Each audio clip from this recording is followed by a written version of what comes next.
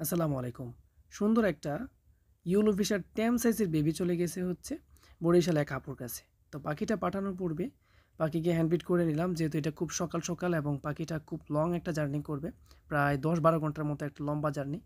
তো পাখিটাকে আমি সিড মিক্স দিয়ে দিলাম না কেজের ভিতরে, এমনি নর্মালি দিয়ে দিলাম, সাথে একটা ব্যাগের মধ্যে করে অল্প একটু হ্যান্ডফিড দিয়ে দিলাম, সাথে একটা হ্যান্ড ফিডিংয়ের জন্য সিরিঞ্জও দিয়ে দিলাম।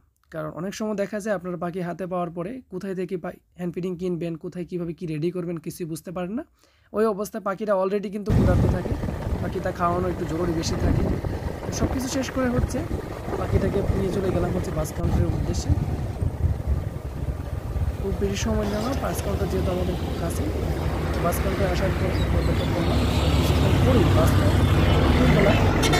উঠিয়ে দিলাম। পাখিটা পাঠানোর সময় পাখিটা আমি সুপারভাইজারকে ঠিকই দিয়েছি। আমি ভাবছি যে ওনার নাম্বারটা আমি নিয়ে হচ্ছে আমি বাইকে দিব, কিন্তু পাখিটা ওনার হাতে দেওয়ার পরে আমি ভিডিও চালু করছি, এবং যেহেতু বাসগুলো রানিং থাকে সেই ক্ষেত্রে নাম্বার দেওয়া অনেকটা ডিফিকাল্ট হয়ে যায়। অনেক সময় যে ও দাঁড়ায় হচ্ছে আমাকে নাম্বার দিবে, ওটা অনেক সময় ডিফিকাল্ট হয়ে যায়, সেজন্য রানিংয়ের মধ্যে ওরা বলে নাম্বারটা বলে। তো নাম্বারটা উনি বলছি ঠিকই, বাট রেকর্ড করার সময় আমি ওই ভিডিও রেকর্ড করতে ভুলে গেছি। যাই হোক, কোনোরকম কোনো অসুবিধা হয় নাই, কারণ এইখানে যে বাসে করে টুইন বাস, ওটা হচ্ছে টুইন। বেসিক্যালি বরিশালে 3টা গাড়ি চলাচল করে, অন্যান্য রুটে মোটামুটি অনেক ধরনের গাড়ি পাওয়া যায়, বাট বরিশাল রুটে হচ্ছে 3টা গাড়ি চলাচল করে আমার এই বগুড়া থেকে। 3টা, দুইটা হচ্ছে তুহিন আর একটা হচ্ছে বিআরটিসি। সো বিআরটিসি আর তুহিন একটা মিস করছি, বাট ফাইনালি হচ্ছে লাস্ট যে 11টার সময় যে গাড়িটা, ওই গাড়িতে আমি পাঠাতে পারছি। আর নাম্বার নেওয়ার যে ব্যাপারটা, নাম্বার আমি হচ্ছে অ্যাকাউন্টার থেকে কালেক্ট করে নিয়েছি, ওটা কোনো অসুবিধা হয় নাই ফাইনালি।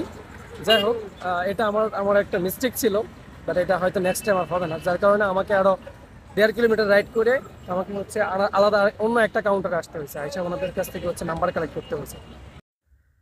যাই হোক, ভাইকে বলছিলাম বরিশাল থেকে উনি যখন পাখিটা রিসিভ করবে আমাকে একটা সুন্দর করে ভিডিও করে পাঠানোর জন্য, এবং ভাইয়া খুব সুন্দর করে একটা ভিডিও করে পাঠিয়েছেন পাখিটা হাতে পাওয়ার পরে। পাখিটা দেখে বুঝতে পারলাম পাখিটা আলহামদুলিল্লাহ ভালো আছে এবং সুস্থ আছে।